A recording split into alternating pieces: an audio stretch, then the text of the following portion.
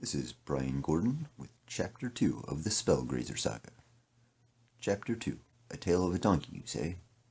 The warrior made his way along the road for a day and a half towards the town that the donkey had directed him to, passing through sloping plains and several small patches of forest along the way. A few times the road split or met with another trail, but he kept his pace in the direction that the donkey had suggested.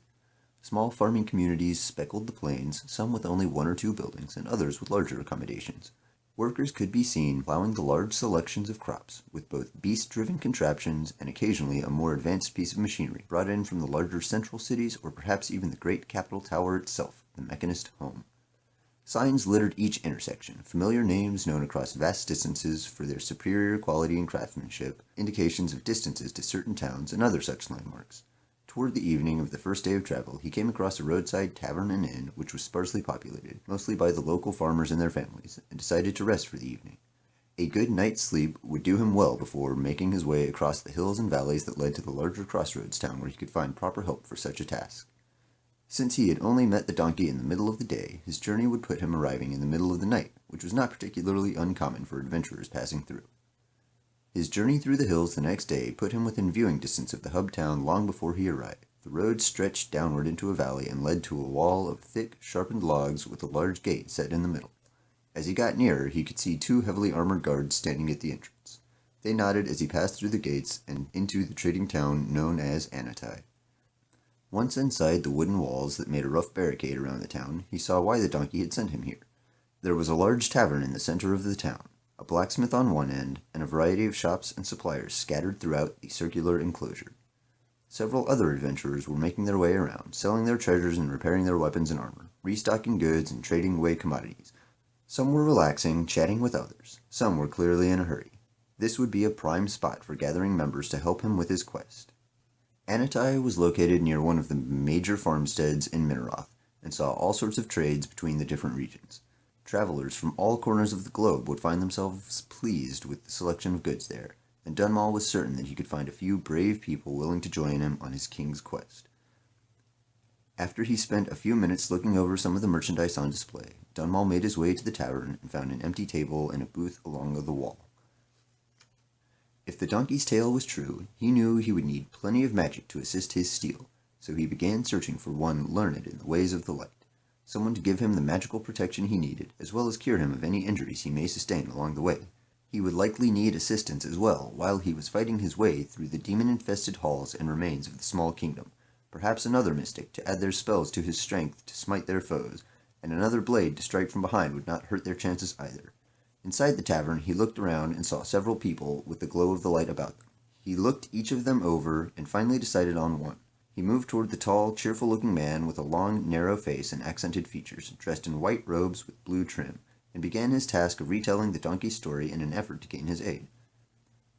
"An interesting tale, my friend. Interesting indeed. You say this donkey is a king, and will reward us if we rid his castle of its infestation?"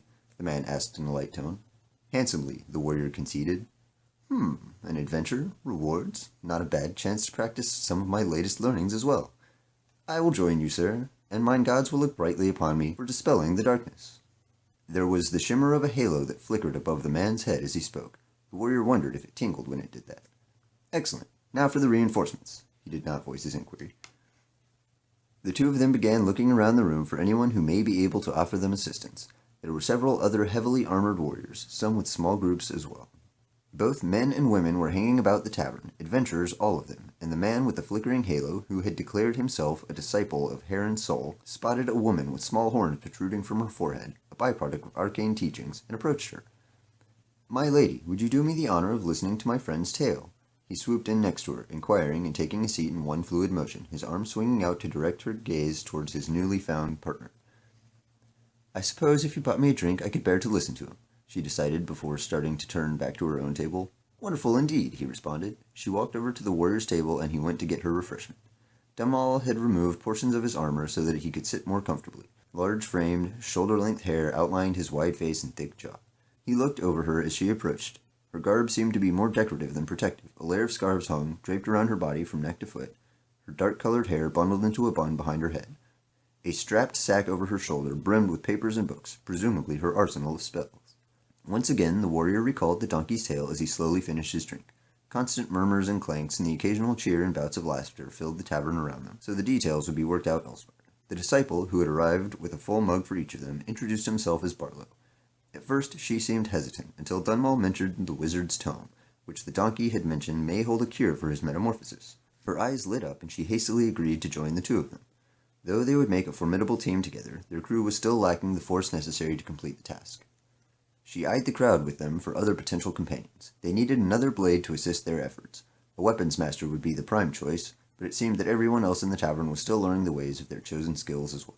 Every able-bodied man or woman with any chance of helping in the great battles that had sprung forth again was being recruited and trained in the arts of warfare. Those who were still training littered the lands as they hunted down a mastery of their skills until they could join the ranks of those above. It was the disciple once more who pointed out their next adventurer, a darkly clad man leaning back in a dimly lit corner, toying with two wickedly curved knives as he waited for a barmaid. The woman, who had identified herself as Chandra, walked over to him and held a very brief conversation before he stood and followed her back to their table.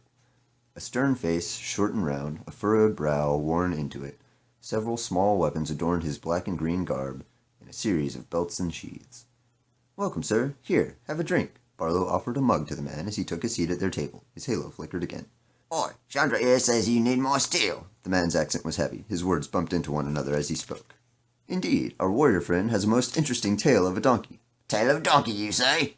Barlow chuckled lightly while Dunmal clarified the story, explained that the donkey had previously been a king, and how there were now demons that they would be rewarded for killing. It was a much briefer version of the story. Dunmal had trimmed the extraneous details out of the way after having told it twice already. He accepted their terms for sharing the rewards, named himself as Ronsa, and downed his mug. Half the day had dragged by inside the tavern as Dunmal had recruited his forces, and it would be nearing twilight when they regrouped at the end. They all finished their drinks and gathered their equipment, attended to various last-minute needs, and met at an inn down the street to discuss their plans in further detail. Dunmal decided to get his armor reconditioned and stocked up on herbs, while Ronsa visited an apothecary. Chandra gathered various powders from one of the shops in town, and Barlow visited a shrine to honor his deity, Aaron's soul. Thank you for joining me for Chapter 2.